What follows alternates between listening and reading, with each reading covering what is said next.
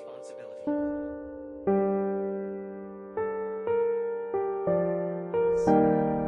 Finishing this fight.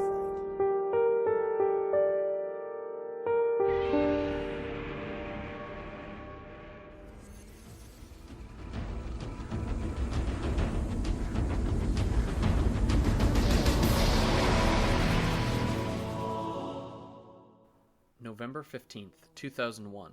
The Duke, the original Xbox, and released that day for it, was Halo Combat Evolved by Bungie. This game would go on to popularize first-person shooters on that generation of consoles, and turn the genre into what it is today. What more can I add to the praise and love that has been given to this game that turned 20 years old today? Well, all I can do is add my personal story that started here, and goes on to the modern day. I'm Cade from the Lore Council, and this is my journey through the Halo franchise and its devolution, and hopeful revival. I first played Halo Combat Evolved a year after it first released. I was 7, and I have no idea how I conned my mother into letting me rent this rated M game from our local rental shop in my hometown. Regardless of how, I ended up being engrossed in this game from the very start. I had no idea about who any of these characters were. I didn't remember seeing any commercials or hype for it, given my age. And of course, due to the rating of the game, none of my friends had it either.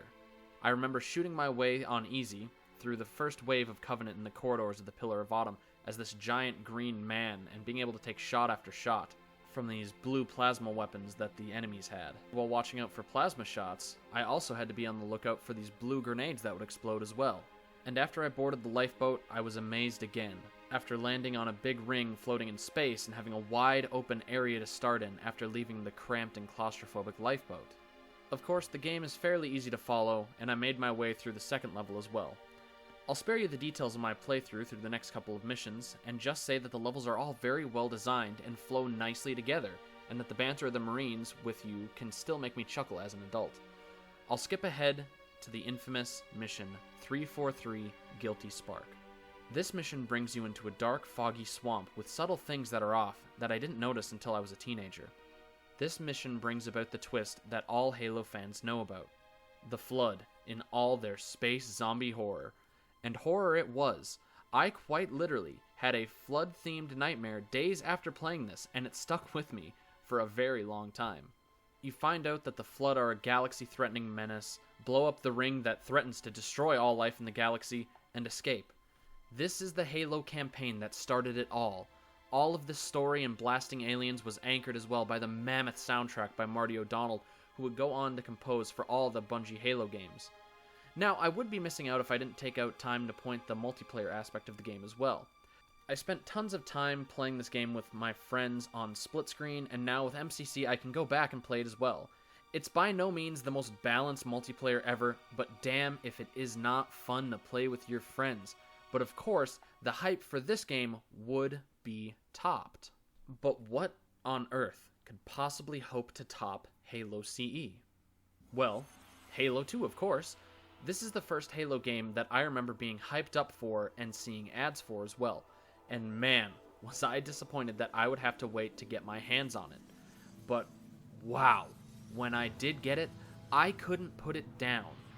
At the time, my stepdad was giving guitar lessons, and a boy who was my age, who I went on to actually play baseball with and still know to this day, came into my room while he was waiting for his lessons and tried talking to me. I was so damn into this game, I answered him with these tiny little one answers to his questions, and just basically told him, yeah, I'm playing Halo 2. It's a big deal. And that became a story that, to this day, we still laugh at. Halo 2 did make some tweaks to the gameplay, such as dual-wielding smaller weapons, the sandbox being expanded to include even more weapons, the ability to board vehicles, and of course the new addition of the Arbiter into the campaign. Playing as the Covenant gave the story a whole new perspective, which, like the subtleties of 343 Guilty Spark, I wouldn't really appreciate until I was older. I wanted Chief, more Chief, and nothing but the Chief. Things like the betrayal and political moving that took place between the Prophet's brutes and elites were wasted on someone my age. The Prophets using the Arbiter to go on suicide missions to atone for the loss of Halo. And speaking of Halo, we find out that there are 6 more, and something called the Arc that can fire all of them at once. The Flood also make a terrifying return and are expanded on with the Gravemind, which makes them a hive mind, much more terrifying than the zombies they were initially thought to be. Their intelligence was ramped up as well. Now they can hijack and pilot vehicles. We also have changes to the multiplayer as well, which added in the fan-favorite playable elites, more competitive ranked play, and more game modes and maps, along with the first DLCs of the series. Now at the time, we had terrible broadband internet, and I had zero chance to play Halo 2 in its prime, and I only now get to play it on MCC. But it is very different and enjoyable experience from Halo CE and the rest of the Halo games, and at the time it was the most played game on Xbox Live. And of course, the soundtrack for this game is absolutely epic in scale, with one of my favorite guitar players, Steve Vai, coming in to add some virtuoso guitar shredding to the soundtrack. The game also very famously got a remaster with the release of the Master Chief Collection, which made the cutscenes and graphics up to date and absolutely beautiful. But in my opinion, the sound design for the Covenant weapons and some human weapons as well suffer in the remaster, but this does not detract from the beauty of the way that the game looks. If Halo CE was the game that put Halo on the map, Halo 2 put it up on Broadway in big, flashing lights. And moving up even further, we had the absolute hype train that was Halo 3. I remember being so excited for it, and seeing all the commercials on TV and ads at the stores making the wait even harder. However, I would be stuck waiting a whole year to get an Xbox 360, and the game, which made it even harder considering I had friends who were able to play the game when it released. But finally, I got it, and I was even more hooked than I was for Halo 2. I remember blowing off my homework to play the campaign, where I made it nearly to the end in one evening before my mom finally kicked me off the Xbox. I was in middle school after all. The next day, I finished the fight and was so satisfied with the ending, having defeated the Covenant and the Flood after rescuing Cortana after leaving her on High Charity in Halo 2. All once again to the amazing, stupendous soundtrack that was basically the greatest hits of Halo CE and Halo 2. And to make matters even better, we finally had internet fast enough to play Xbox Live. I put days into playing this game online with my friends and had all the armors save recon unlocked, and would wake up at 1 a.m. so I could install the new map packs and play them the next day after begging my mom to buy me Xbox points. And let me tell you, the community on this game was amazing. It was back before Call of Duty turned nearly every lobby into a toxic cesspit. Now, of course, there was trash talking and the occasional asshole sprinkled throughout, but this game was my first foray into online games, and I won't be forgetting it anytime soon. The game, of course, kept boarding, playable elites, and dual-wielding from 2, but it added even more to the sandbox, bringing back the assault rifle, which was replaced in Halo 2 by the battle rifle, and adding in the Mauler and Spiker for the brutes. In addition to these, the brutes got 2 of their own vehicles as well, which are fun to use, along with the ability to rip turrets off of their tripods and walk around like someone at a Predator. Heavy weapon missile pods and flamethrowers were added in as well, along with the almighty and oh so satisfying and cool to shoot Spartan laser. This game marks the only time I remember playing large lobby custom games. Awesome memories playing Fat Kid and Infection on custom-made Forge maps, spending time with family and friends designing cool maps in Forge mode, and binging Halo Machinimas, both serious and comedic, on YouTube. It was nearly a perfect game, and it got an amazing expansion in ODST, which puts you into the boots of an ODST and takes place between Halo 2 and the beginning of Halo 3. This expansion added in the fan-favorite Firefight mode, which was fun, but curiously had no matchmaking and could only be played via invite on Xbox Live. Overall, the first 3 games and the expansion from Bungie were all amazing in their own right. But then, we had a sharp, sudden change.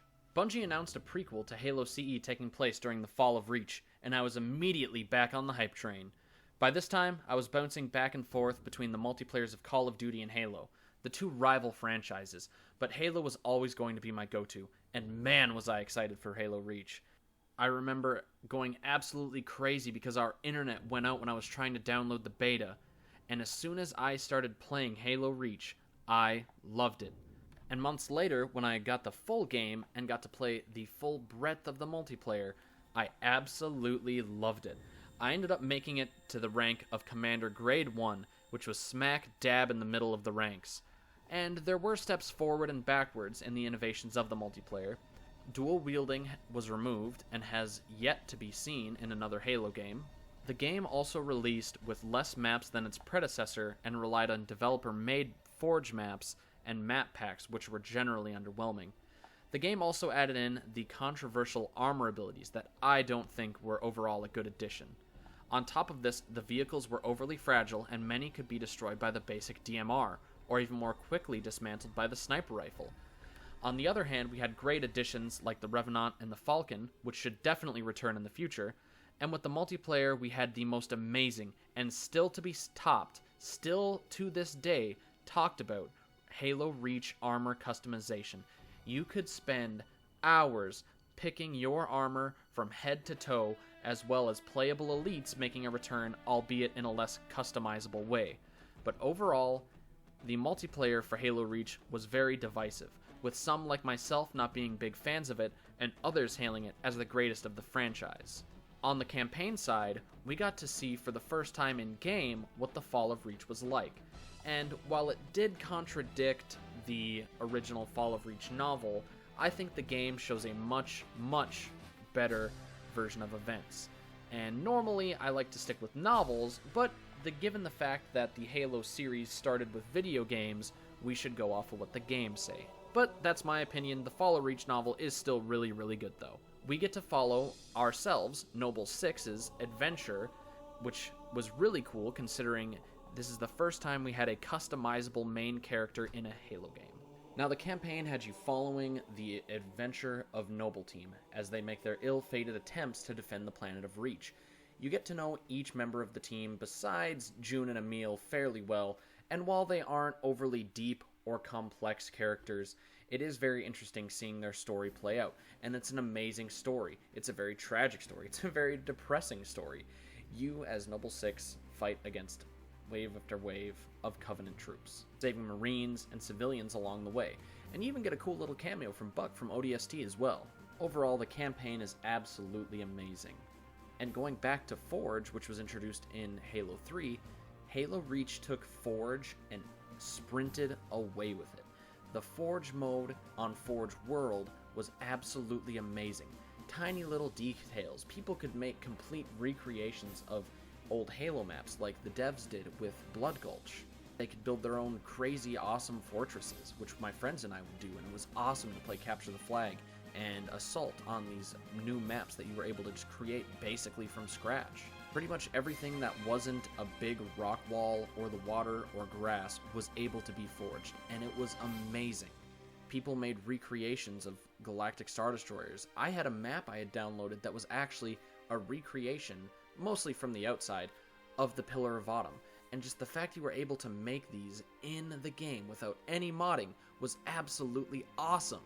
And to touch on multiplayer again, while there were very controversial additions and removals, the multiplayer is fun to play, but it is very different from the 3 games that preceded it, and in my opinion, falls short of what those game standards had set. But there was one great addition, and that was Invasion. We got to have, finally, Spartans versus Elites, and it was a multi-stage objective game, and it was so much to play. The only small criticism I had of it was you were split into red and blue teams, so you never got to see your Spartans or your Elites colors. Tiny thing, but man, I hope in Halo Infinite, Invasion makes a return. And again, needless to say, the soundtrack for this game is absolutely amazing. Similar to the original series, but different enough so that it stands out on its own. All in all, Halo Reach was a great way for Bungie to send an amazing send-off to the fans, and after you finish the very last mission, you get a very heartfelt message from them as well. But after this game, which at the time I was very high on, only 2 years later in November 2012, we got the sequel to Halo 3. I remember being very intrigued as to where the story would go since the Covenant and the Flood were defeated, and of course, being a fan of the series that I am, I took the day off from school, drove myself to get it, I was 17 now after all, and I ended up being able to get through the campaign on a day, and the end left me wanting. I was disappointed that the Covenant returned in seemingly full force considering we beat them in Halo 3, and the Didact and Prometheans, while cool in lore and theory, ended up being very boring to fight, and for some reason, especially on Legendary, ammo seemed to be overly scarce, almost as if the Famine Skull was on. I also didn't care for the deep exploration into Forerunner lore, and having them actually appear in person. I much preferred the way that Bungie handled it, where they were a very mysterious group who preceded humanity and were the guardians of the mantle, and in the end gave themselves up to defeat the Flood by firing the Halo rings. Overall, it felt like an overly ham-fisted way to make the Forerunners a bad guy, when all previous lore pointed them to being saviors of the galaxy and a very noble group of people who only had the best intentions for the galaxy. We do, however, get to see glimpses of ancient humanity, which was very interesting, again in theory, but in execution we only ever get to see it in the terminals, which is a very cool way to show it, but it could have been done much better, and maybe it would have been better served being a book rather than a terminal entry. The characters of Cortana and Master Chief also seem to now be in a quasi-romantic relationship, which had always been a joke among the community, and the themes of the game on man versus machine are bashed over your head and not subtle at all. Not even the iconic designs in the art were saved from being changed seemingly because they wanted to stand out from the preceding games, and it ends up just being overly jarring. The new supporting cast falls short as well. Lasky is cool and all, but he can't redeem Del Rio and Palmer. Dr. Halsey also makes an appearance in the opening cinematic as well as the series' much-aligned Spartan Ops, which was a not-so-subtle ripoff of the Spec Ops from the Call of Duty series. These somehow end up being tied into the sequel of this game, which we will get to. And speaking of Call of Duty, the multiplayer that once set Halo apart from its competition was now eerily similar. Sprint was added in, custom classes and random drops as well, and this is the exact opposite of what the multiplayer of a Halo game should be. Gone were the days of when Halo was its own franchise with distinguishable gameplay, and it was this game that really started the downfall and laid down the foundations for the next game to become what it was. Halo 5 is the inverse of Halo Combat Evolved. And the question I posed for this game, what more can I add to the heap of negativity that this game has already gotten since 2015? Obviously, the ads were overall a lie. They showed a series of events that generally did take place, but in ways and locations not anywhere near what we see in the game. Along with that, you spend the vast majority of the game playing as Locke with Spartan Team Osiris, who are introduced in a bombastic opening cutscene, and then proceed to have no real development at all. In fact, this can be said of all the characters in the game. Nobody in it develops. They're all static and have the same motivations as at the start as they do at the finish. Chief wants to find Cortana, Locke wants to find Chief. Along with this, Cortana, thought to be gone after sacrificing herself in Halo 4, returns as the twist villain of the story, now alive again in the Forerunner internet. She stages a coup against humanity, and on a cliffhanger ending uses the Guardians against the good guys, seemingly keeping them where they were. The fan-favorite Arbiter makes a less than triumphant return into the franchise, only to get no screen time with Chief at all. Halsey comes back, only for it to not make any sense if you didn't play Spartan Ops at all, and that's just the surface of what's bad about the campaign. But there are tons of videos already explaining how bad the campaign really is. The multiplayer continues the 343 Industries trend of following trends. Halo now had advanced movements such as mantling along with sprint. Every Spartan had jump jets, could hover, dash around, and ground pound along with a dash attack.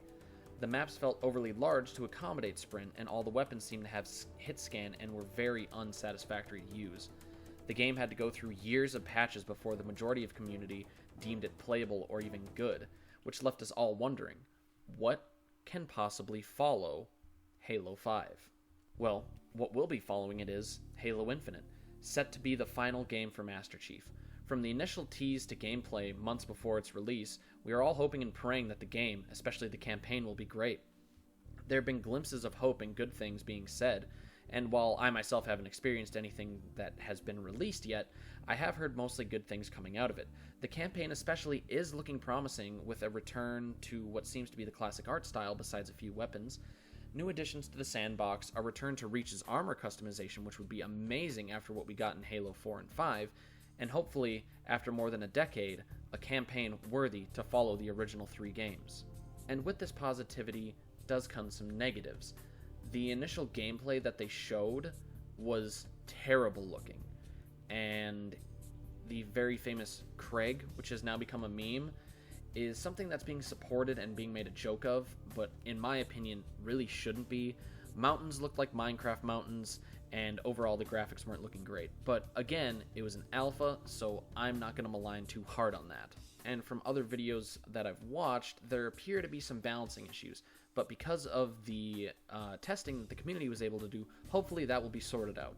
And we can finally get a release day Halo multiplayer that we can all play and love and not have to wait for years of patches like the previous game. And speaking of the multiplayer, it looks to be a good blend of casual and competitive. There are things that I don't like the idea of Sprint making a return, but overall, it looks like Halo Infinite is on the right track to reclaiming its unique identity, but only time will tell how Infinite will turn out. I'm hopeful and optimistic, but that remains to be seen until next month when it releases. And until it releases, I hope you've enjoyed this perspective and followed my journey through the Halo universe of games. Until we meet again, I would like to wish Halo an amazing 20th anniversary, and this has been Cade from the Lore Council, signing off.